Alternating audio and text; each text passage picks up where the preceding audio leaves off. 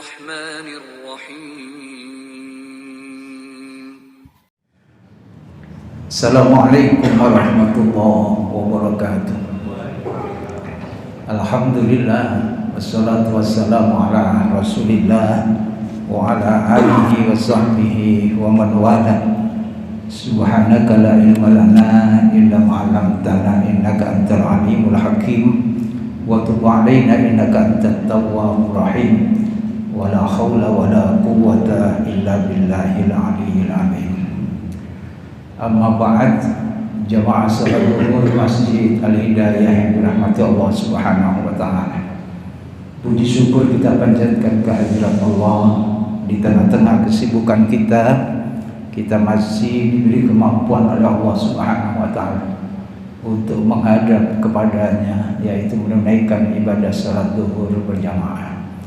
Mudah-mudahan tentunya kita bermohon kepada Allah, aktivitas kita hari ini merupakan aktivitas yang senantiasa diridhoi oleh Allah Subhanahu wa taala. Amin ya rabbal alamin. Salawat serta salam semoga tetap tercurahkan ke haluan junjungan kita Nabi Muhammad sallallahu alaihi wasallam beserta keluarga dan para sahabatnya serta umatnya yang setia melaksanakan ajarannya ila yaumil qiyamah. Jamaah yang dirahmati Allah Subhanahu wa taala, saat ini kita berada di satu bulan yang kata orang Indonesia itu bulan ini adalah bulan keramat, yaitu bulan di mana bangsa Indonesia merayakan kemerdekaannya, dan tepatnya pada tanggal 17 Agustus nanti dirayakan ada puncak dari perayaan peringatan Hari Kemerdekaan Republik Indonesia. Kita membahas sedikit di situ, tapi ada sebuah sejarah di dalam perjalanan sahabat Rasulullah Sallallahu Alaihi Wasallam yang kemudian perjalanan sejarah ini menjadi inspirasi bagi ulama-ulama kita untuk memperjuangkan Nusantara ini menjadi sebuah negeri yang merdeka. Yaitu ketika zaman Khalifah Umar bin Khattab radhiyallahu anhu.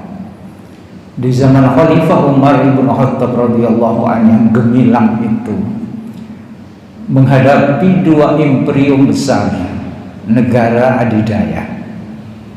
Di barat yaitu Romawi yang sangat besar, yang sangat tidak sebanding lah ya dengan negeri Madinah. Lalu di timur ada Persia, juga satu imperium besar. Dua imperium inilah yang dihadapi oleh umat Islam di Madinah yang saat itu dipimpin Khalifah Umar bin Khattab radhiyallahu anhu. Jamaah yang dirahmati Allah Subhanahu wa taala. Lalu kita masuk saja di zaman Umar ibn Khattab radhiyallahu anhu ini, kemudian mengutus sahabat Sa'ad bin Abi Waqqas.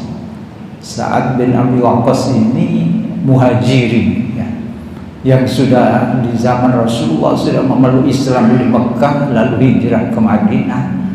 Sekitar berumur 40 tahun beliau mengikut hijrah dengan Rasulullah Sallallahu Alaihi Wasallam dan berpengalaman di dalam peperangan bersama Rasulullah Sallallahu Alaihi Wasallam. Dari sinilah Umar bin Khattab menetapkan Sa'ad bin Abi Waqqas untuk memimpin peperangan menghadapi imperium timur yaitu Persia. Nah, disitulah lalu terkenal dengan perang Qadisiyah, yaitu di perbatasan antara Arab, penguasaan umat Islam dengan penguasaan Persia di Qadisiyah. Dalam pengiriman pasukan yang jumlahnya juga tidak sebanding, Imperium Timur Persia memiliki kekuatan pasukan 240.000 lebih pasukan Persia itu dihadapi oleh pasukan umat Islam yang berjumlah sekitar 30.000 lebih, yang sangat tidak sebanding. Dan Sa'ad bin Abi Waqqas yang berpengalaman di dalam peperangan inilah yang ditugaskan untuk memimpin peperangan di Qudisiyah melawan Imperium Timur Persia. Tetapi bukan yang kita bahas, bukan bagaimana jalannya peperangan itu. Yang jelas dalam sejarah itu dengan singkat waktu kita sampaikan bahwa terjadi memang peperangan. Strategi yang diterapkan oleh Sa'ad bin Abi Waqqas sangat dahsyat, sangat brilian. Padahal saat itu Sa'ad bin Abi Waqqas ketika menghadapi peperangan itu sebetulnya beliau ini diserang penyakit, tapi tidak putus asa, tidak mengundurkan diri. Sakitnya apa? Semacam saraf kejepit gitu ya di punggungnya, sehingga tidak bisa menaiki kuda. Sa'ad bin Abi Waqqas. Lalu ditambah lagi adalah penyakit kulit, bintul-bintul semacam itu yang menghinggapi komandan perang umat Islam Sa'ad bin Abi Waqqas. Tetapi apa yang dilakukan oleh Sa'ad bin Abi Waqqas waktu itu? Dia tidak mengundurkan diri dari peperangan. Dia hanya standby di satu tempat, yaitu yang dibagi beberapa camp begitu umat Islam. Dia berada di puncak situ untuk mengawasi nanti pasukannya itu bertempur. Ini Sa'ad bin Abi Waqqas mengendalikan pertempuran itu.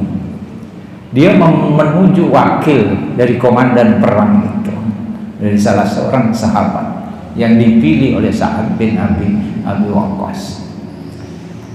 Dari atas tempat Sa'ad bin Abi Waqqas, dia tidak bisa duduk di situ, bahkan dia tertelungkup sambil menyaksikan peperangan nantinya di depan, memberikan komando strategi dan lain sebagainya. Peperangan Qudisiyah ini berlangsung sampai 4 hari. 4 hari tentunya ada yang gugur di pihak umat Islam, juga banyak pula di pihak Imperium Persia itu, pasukan dari Persia.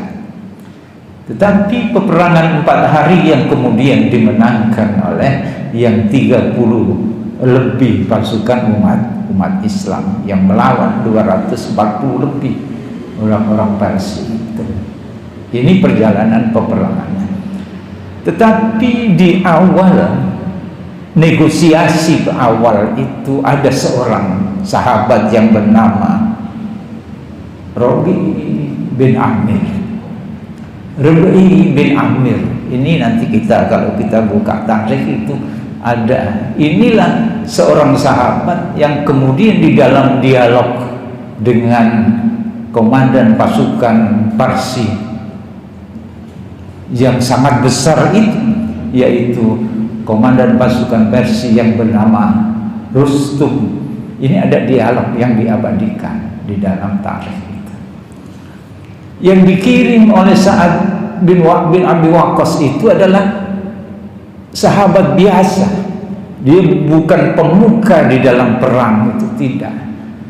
Yang sederhana, yang kudanya juga tidak mentereng, yang kecil itu, itulah yang dikirim menemui komandan perang dari Persia, yaitu Rustum. Karena dia adalah dari imperium besar, maka base campnya juga sangat mewah. Dibangunlah di front depan itu base camp yang disediakan berbagai macam fasilitas, termasuk di situ digelar permadani yang sangat indah. Maka kedua belah pihak dari Rustum ini mengundang supaya salah satu utusan dari pasukan Islam untuk mendatangi base campnya dari Persia itu. Yang dikirim adalah orang-orang biasa-biasa saja. Tetapi seorang sahabat ini sangat pandai setelah memang di dalam perjalanan waktu dididik oleh Rasulullah Sallallahu Alaihi Wasallam. Maka saat bertemu itu pun unik ini dilakukan. Dia tidak rendah hati. Seorang sahabat yang rendah, tetapi dia tidak rendah hati. Ketika mendatangi base camp dari pasukan Rustum itu, dia katakan bahwa dia tetap naiki kudanya itu.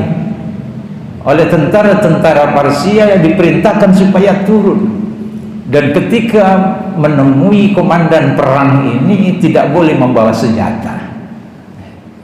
Tetapi apa yang dikatakan oleh utusan dari umat Islam ini, Rib'i bin Amir ini, dia tidak mau turun dari kudanya, dan dia juga tidak mau menaruh tombaknya itu. Dia tetap bawa senjatanya.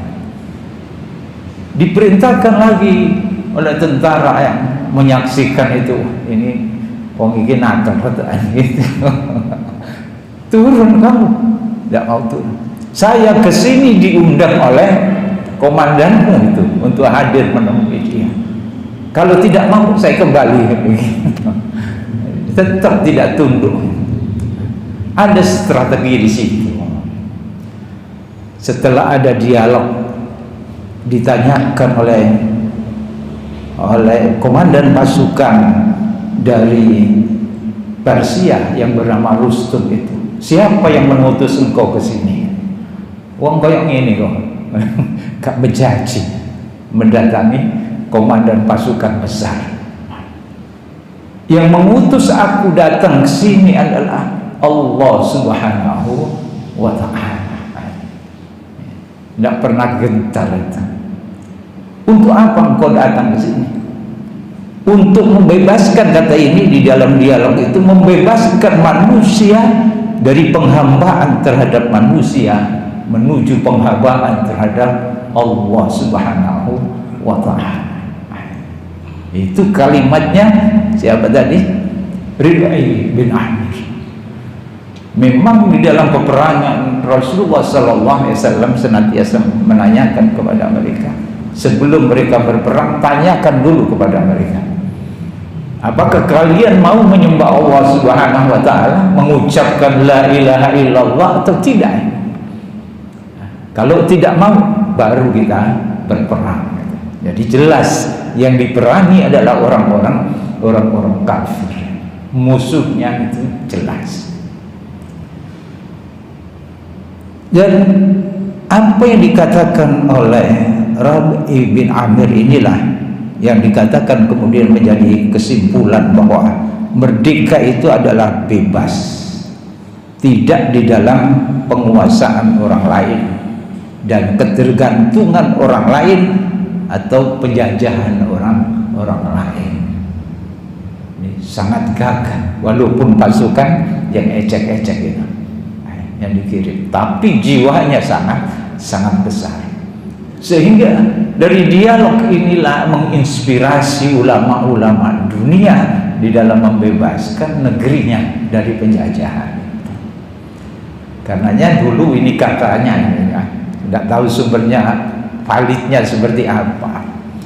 Kapan sih dimulainya di Indonesia itu orang yang sudah berangkat haji itu lalu ada titelnya di situ ditambahkan haji, gitu. Itu mulai kapan ya? Jadi orang yang sudah pulang dari haji lalu ditulis di situ dengan titel haji, padahal sama dengan ibadah-ibadah yang lain. Nah, mulai kapan? Ini katanya, coba nanti dicari ya sumbernya, kebenarannya seperti apa. Katanya itu ini dimulai dalam penjajahan Belanda, di masa penjajahan Belanda atau penjajahan Nusantara ini. Jadi orang-orang yang sudah beribadah haji pulang dilabeli dia dengan embel-embel haji itu. Untuk apa? Nah, untuk apa? Karena orang-orang yang sudah beribadah haji itulah di sana ada inspirasi untuk membebaskan negeri, sehingga orang-orang yang sudah melaksanakan ibadah haji dilabeli itu oleh Belanda dengan haji supaya mudah untuk diawasi gitu. Nah ini kok berontak kan gitu. Nah, memang terbukti bahwa pemberontakan atau perjuang-pejuang pembebasan negeri dari penjajahan adalah ulama-ulama yang mereka sudah menunaikan ibadah haji. Dimulai dari Aceh, Sumatera Barat sampai ke timur, ke selatan, lalu di jauh ada Pangeran Diponegoro dan lain sebagainya. Semuanya sudah pernah menunaikan ibadah haji. Ini ringkasnya di situ saja, nanti terlalu panjang.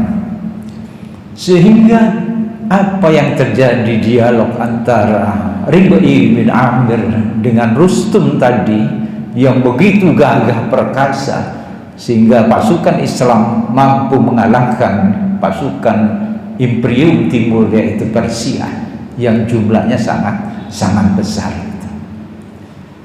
yang bisa menurunkan kewibawaan pasukan Persia adalah mereka beranggapan ini yang dikirim ini orang biasa-biasa, tapi beraninya seperti ini gitu, menghadapi pasukan besar, sampai menantang bahwa kita, kalau kalian tidak mau bersahadat maka kita akan perang, dan tidak tunggu lama, 2 hari lagi kita perang. Nah, itu tawar-menawar mereka. Mereka mengulur-ulur karena harus mempersiapkan dan lain sebagainya. Tetapi umat Islam sudah siap, dan sampai terjadi peperangan 4 hari itu, yaitu membebaskan manusia dari kesempitan dunia menuju kebebasan dan kelapangan dunia, membebaskan manusia dari belenggu kezaliman agama-agama menuju kepada keadilan di dalam agama Islam. Apa yang kemudian menjadi inspirasi ulama, lalu juga Al-Quran, rujukan senantiasa dalil di dalam Al-Quran. Selain inspirasi tadi itu, kalau dirujuk lagi dengan dalil Al-Quran, Allah berfirman, innallaha la yughayyiru ma biqaumin hatta yughayyiru ma bi anfusihim. Bahwasanya Allah tidak akan merubah nasib sebuah bangsa, sebuah kaum, satu kaum itu, kalau tidak mereka itu berupaya untuk merubah nasibnya sendiri. Inilah yang menginspirasi. Di samping tadi itu Rib'i bin Amir yang begitu gagahnya, dan dirujuk dengan Al-Quran bahwa mesti harus diperjuangkan, diperjuangkan kemerdekaan itu. Lalu setelah merdeka bagaimana? Allah Subhanahu wa taala juga berfirman di dalam Al-Quran, di dalam surat Al-Anfal ayat 53, Allah menyatakan, dzalika bi anna Allah lam yakum mughayyiran nikmatan an'amaha ala qaumin hatta yughayyiru ma bi anfusihim wa anna sami'un alim. Kalau sekalian sudah, Allah tidak akan merubah satu nikmat yang telah dianugerahkan kepada satu kaum, sebuah bangsa. Allah sudah anugerahkan kalian kemerdekaan itu, kemenangan itu, dan Allah tidak akan merubah nikmat itu. Kalau sudah diberi merdeka, Allah tidak cabut itu kemerdekaan. Ini Allah berfirman di dalam surat Al-Anfal tadi, hatta yughayyiru ma bi anfusihim, sehingga mereka sendiri, kaum sendiri itu, bangsa sendiri itu, umat itu sendiri yang merubah nikmat yang telah dianugerahkan kepada mereka. Jadi Allah tidak akan mencabut kemerdekaan kita ini, kecuali kita sendiri yang melenyapkan kemerdekaan kemerdekaan itu. Allah tidak akan mencabut nikmat kepada yang telah diberikan kepada satu kaum kecuali kaum itu sendiri yang merubah, yang mestinya disyukuri lalu tidak disyukuri, yang mestinya dirawat lalu tidak dirawat. Wa anna sami'un alim, dan sesungguhnya Allah itu maha mendengar lagi maha mengetahui. Tingkah laku kita ketika sudah dikaruniakan kemerdekaan ini diawasi oleh Allah Subhanahu wa ta'ala. Bagaimana sih setelah dikaruniakan kemerdekaan? Bangsa ini tidak mampu memerdekakan negeri ini kecuali pertolongan Allah Subhanahu wa ta'ala. Dan Rasulullah SAW sendiri mengetahui bahwa Rasulullah dan sahabat-sahabatnya tidak mampu membebaskan kota Mekah di dalam Fathul Mekah itu, tidak akan mampu. Sudah berperang sekian kali, itu disadari oleh sahabat-sahabat Rasulullah SAW bahwa umat Islam tidak akan mampu membebaskan kota Mekah dari belenggu orang-orang musyrikin itu selain dari pertolongan Allah Subhanahu wa ta'ala. Sehingga dinyatakan di dalam surat An-Nasr itu, idza jaa nasrullahi wal fath. Kalau Allah sudah memberikan pertolongan, kemenangan pada umat Islam, itu akan menang, itu akan terjadi. Karenanya inilah yang disadari bahwa pejuang-pejuang kita adalah orang-orang yang beragama, yang alim di dalam agamanya, sehingga menuliskan lembaran-lembaran negara di pembukaan Undang-Undang Dasar itu bahwa kemerdekaan itu atas rahmat Tuhan yang Maha Kuasa, atas rahmat Allah Subhanahu wa ta'ala. Kalau bukan orang-orang yang taat di dalam agama, wah ini hasil perjuangan kami, ini hasil, tidak bisa. Jadi siapapun tidak mampu, tidak boleh mengatakan yang seperti itu, meskipun dia itu adalah veteran perang. Yang berkuasa itu adalah Allah, yang memberikan kemenangan itu adalah Allah Subhanahu wa ta'ala. Dan setelah diberi kemenangan apa? Allah sampaikan bahwa Allah tidak akan mencabut kemerdekaan satu bangsa, nikmat yang sudah diberikan kepada satu bangsa, kecuali bangsa itu sendiri yang merubah kondisi merdeka itu. Anda bisa pertahankan atau kemudian nanti tidak merdeka lagi, terserah kalian. Itu sudah diberikan kemerdekaan yang seperti itu. Jamaah yang dirahmati Allah Subhanahu wa ta'ala, sehingga Allah tidak berhenti seperti itu memberikan bimbingan, informasi kepada kita. Allah berfirman di dalam Al-Quran surat 16 ayat 112. Ini ayatnya juga populer ya, insya Allah semuanya hafal, meskipun agak panjang, kecuali yang belum hafal ya. Yang belum hafal ya nanti dibuka ya di dalam Al-Quran Karim, semuanya insya Allah punya Al-Quran. Allah berfirman, wa daraballahu masalan qaryatan kanat aminatan mutmainnah ya'tiha rizquha ragadan min kulli makan fakafarat bi an'amillah fa adzaqaha Allahu libasal ju'i wal khauf bima kanu yasna'un. Allah memberikan pelajaran, Allah membuat sebuah perumpamaan agar mudah dipahami oleh kalian itu yang menerima Al-Quran itu.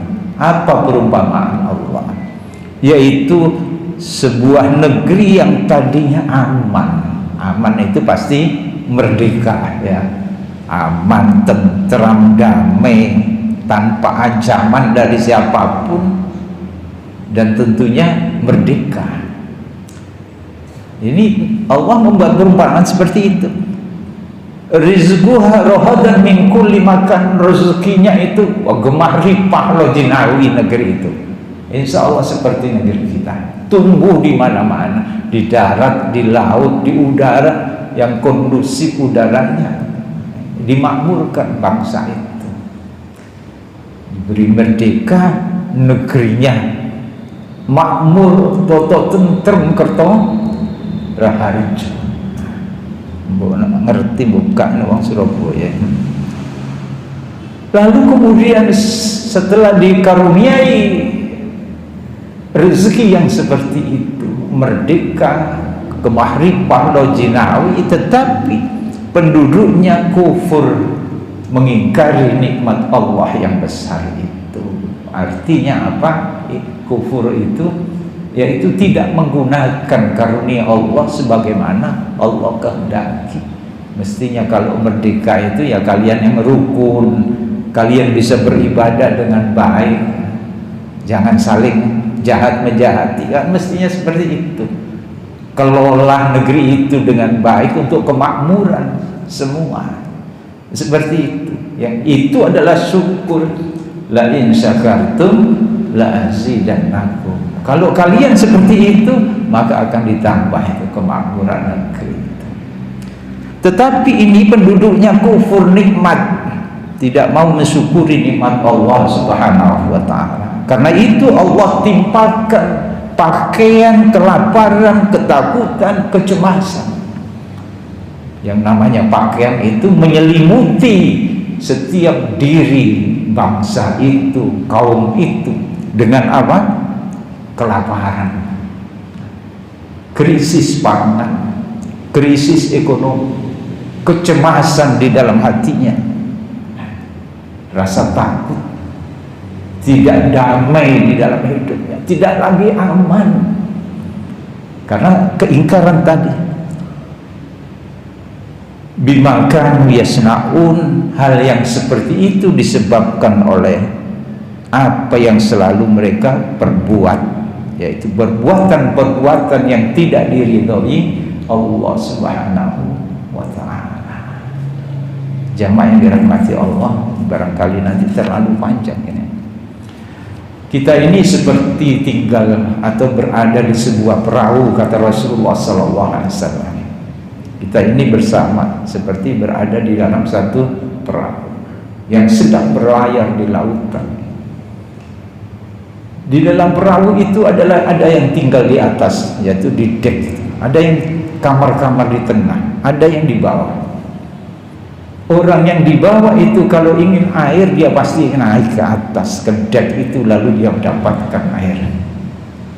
Tetapi kalau ada orang yang di bawah itu ingin segera mendapatkan air dengan cara melubangi dinding perahu itu, lalu yang lainnya yang mengerti itu tidak mencegahnya, nah, apa yang terjadi? Maka perahu atau kapal itu akan terisi dengan air laut dan dia akan tenggelam dan menenggelamkan semua yang ada di perahu itu. Kita bernegara di negeri ini juga seperti itu. Artinya apa? Ketika ada kecurangan, ada kemungkaran di bawah, di tempat lain, dan kita tahu, kita memiliki kewajiban untuk meluruskan itu, mencegah kemungkaran, ketidakbenaran yang dilakukan. Ini tugas sebagai warga negeri yang dimerdekakan oleh Allah Subhanahu wa ta'ala. Allah berfirman di dalam Al-Quran, wattaqu fitnatan la tusibannal ladzina zalamu minkum khassah wa'lamu annallaha sadidul iqab. Takutlah kepada Allah, takutlah kepada Allah.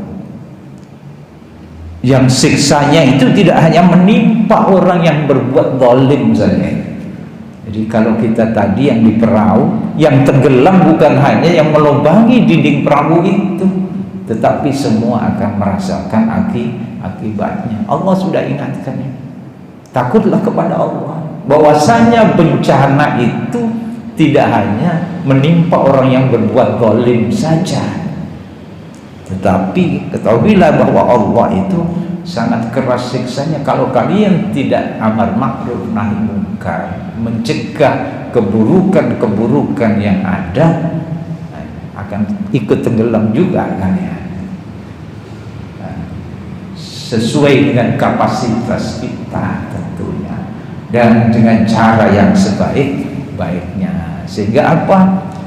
Nikmat yang besar yang diberikan kepada bangsa kita berupa kemerdekaan ini mudah-mudahan lestari, bisa kita wariskan kepada anak cucu kita, dan itu merupakan ibadah kepada Allah Subhanahu wa Ta'ala. Ini barangkali yang bisa kita sampaikan, mudah-mudahan bermanfaat. Dan marilah kita tutup dengan doa kafaratul majlis. Subhanakallahumma bihamdika asyhadu an la ilaha illa anta astaghfiruka wa atubu ilaik. Wassalamualaikum warahmatullahi wabarakatuh.